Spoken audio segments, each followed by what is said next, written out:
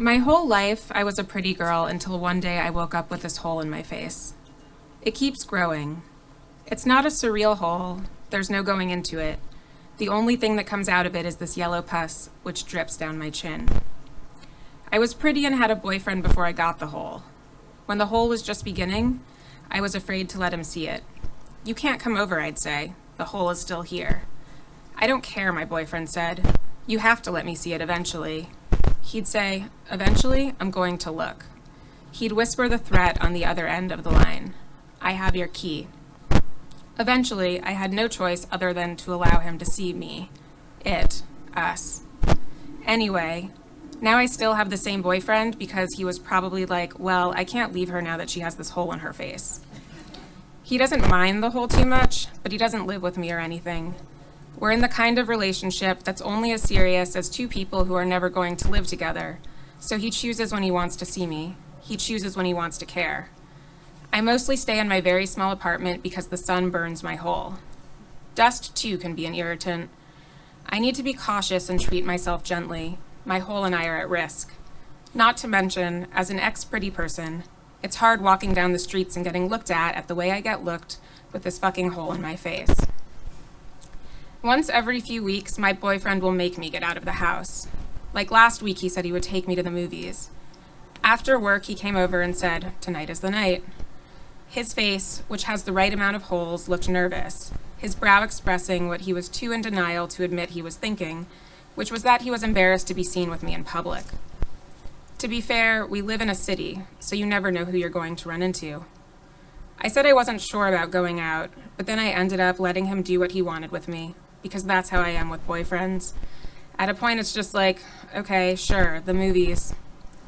He'd been saying for a while that he was worried about what was going to happen to me if I stayed this level of inside all the time, and then he said it again. His method of communication relies on heavy repetition. Okay, I said. I get it, I said. We waited an hour until it got dark. Then he put a plastic bag over my head and took me to the movies. First, he slid his fat thumb through the thin plastic twice to make holes for my eyes. Most girls only have 3 holes, he said, and now you have double that, said my boyfriend, excited to see my face through the bag, reminding me I have good bone structure. Maybe my good bone structure will still look good through the bag. More holes do not make you more valuable. Anyone who's ever had extra holes knows. But I didn't say anything back because there was no hole to speak through. The movie he brought me to was a cartoon about a little girl who was having problems with her levels of happiness. She is like you, said my boyfriend, who is an idiot because we never knew what the girl was like. The movie only gives us a chance to see her chemistry. The happiness is a tribe of elves that live in her psychology, which is a gridded landscape in the arena of her mind. The elves are pastel and kind of blob-like, with high cheeks. They show a lot of teeth. The elves live and work on the grid, pushing around shopping carts, filled with yellow happiness eggs, from one gray line to the next. When she's happier, their carts are more filled with eggs. Other than the cartoon outing, I've been inside for weeks. Most of the time I am alone, so all of this is pretty usual, aside from the burning hole in my face. Tending to the hole takes up a lot of time. I lump around the couch with my cotton swabs, patting at the stuff that oozes out of her, delicately wiping at my face in a way where she won't rub. I protect what's left of my face in veils of gauze. I unwrap, then rewrap the layers of gauze. It doesn't take much to hurt. I sleep on my side so the stuff drips out of her, and in the morning I wash and change the pillows so I can go to bed imagining that the next morning the pillowcase will be clean. I can't lay on my stomach because that would irritate the hole. Even the lightest contact feels brutal, like real heat, real strain, real pressure. I miss sleeping on my stomach, and though I never liked it that much, I miss my face. I had to quit sugar and soy sauce and cow cheese and crackers and bread because these things feed the hole, according to a theory. I consulted a woman in a batik tunic and she told me what I needed to do. Change everything you've been doing, she said. And so I am. I don't know if it'll work. That's the thing about theories. Apparently, and against modern medicine, to diminish it, I have to starve the hole of its fuel. My hole and I, the two of us, we'll see how it goes. Being inside all the time is okay. I mean, it's not the worst. Though it's hard sometimes, like when I get hungry, but I have to wait for my boyfriend to get out of work and then call him on the phone and beg him to come over. I was just there last night, he whines through the speaker. He's sitting on his couch, I can tell, because he's always sitting on his couch. I know exactly what he wants to do instead of be with me because speakers aren't selective. And throughout this conversation, I can hear what he's doing. The sound of Mario collecting coins. Ka-ching! Please, I ask 4 or 5 times, in a voice that is saying, if you do not come over tonight, I might not be okay. Ka-ching! Ka-ching! I'm in pain. At what point will you just take antibiotics, asks my boyfriend. Mario yippies, jumps over speed bumps on a ghostly rainbow road. At what point will you leave me alone? What level of emergency do you need to reject this magical thinking? Mario yahoos. He's just been rewarded an extra life. I ask 4 or 5 times. Please? I am usually quite strong, independent even, but since this hole, I'm literally pathetic. Also hungry. I need to eat. If he doesn't come over and bring me an onion, what will I have for dinner? Ka-ching! Shit is unbearable. Ching! I could die. My diet is very restricted, so I mostly eat boiled onions. Sometimes I add a little salt to my onion. Not just any salt. If I add salt, the salt I add is this exquisite red salt. This special salt is extremely rare, harvested by the Japanese in a particular remote and coastal village. For centuries in this particular village, the Japanese have rowed out to sea in especially narrow canoe-like things which look weak, like they've been constructed out of bamboo. 1 seaman per boat. Day after day, far out at sea, all the village men meet at a nautical point that they independently find by following an early morning star, the tip of a constellation believed to be the crest of a giant red bird. By noon, they've all arrived at the place, where igneous plutonic rocks form sea stacks, random stone walls that look like a fallen barn. Here, their paddles dip in the reflections of the stacked rocks. Silently, they gather water. The water has rare and notable qualities, a result of ancient volcanic activity whose eruptions created a unique underwater landscape. The seafloor is now populated by a myriad of especially cleansing seaweeds and oceanic mosses. The Japanese seamen collect the water in awkward wooden buckets. In the direct heat of the sun, they row heavier canoes back to shore.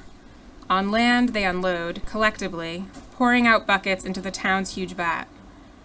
Then the water, protected, like me, by layers and layers of gauze, is set out in a large wooden trays where it can slowly evaporate in the sunlight. After this stage, the remaining fluid is redistributed into small batches and brought into kitchens, where it is given to the wives. The wives use danabe clay pots, slow cooking the water on the phosphorus coals in their fire pit. The red rocks heat away all liquidity. In the base of the danabe, crystals begin to form. What is left is this red salt.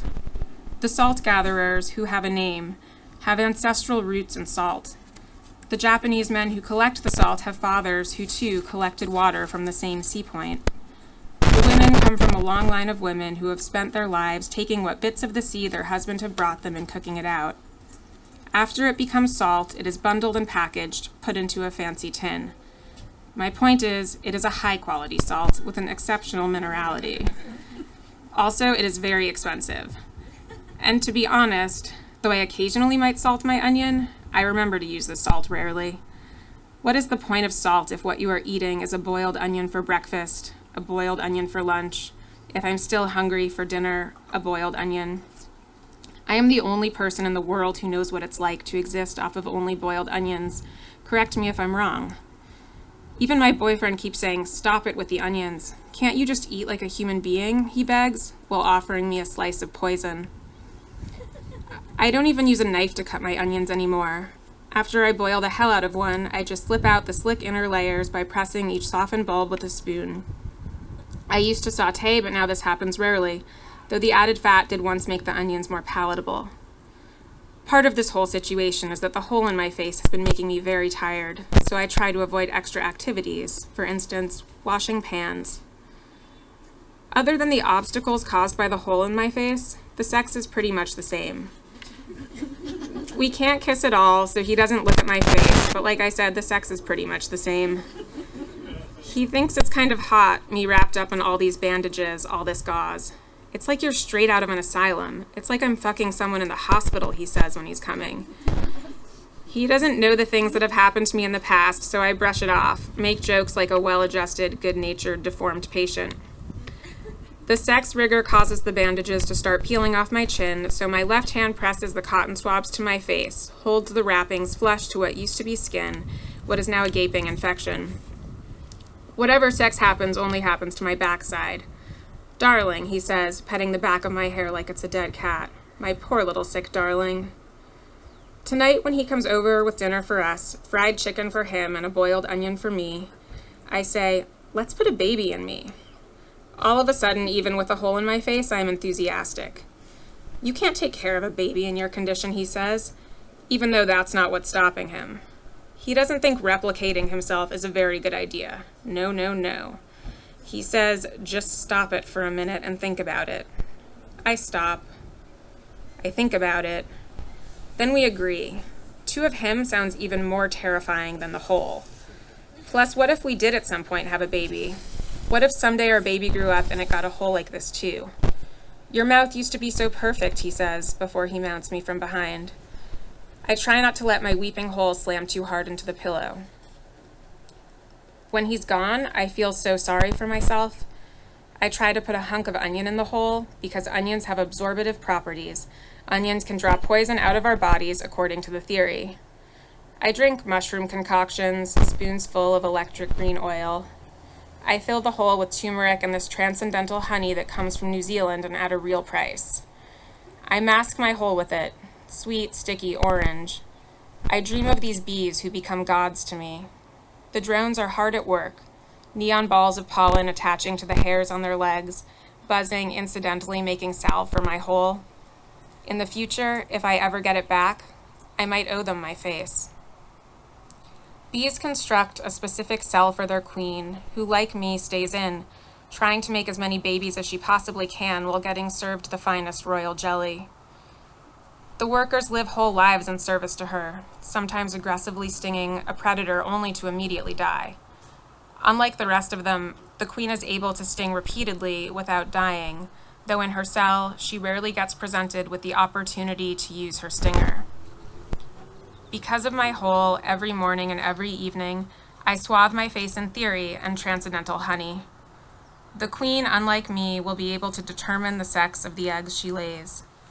These bees, my gods, live in a rainforest. The plants that they draw from are potent, the gum trees curative, flocked with carnivorous, laughing kookaburras. When I sleep in the honey, dreaming of folk songs, I wake up stuck to my pillowcase.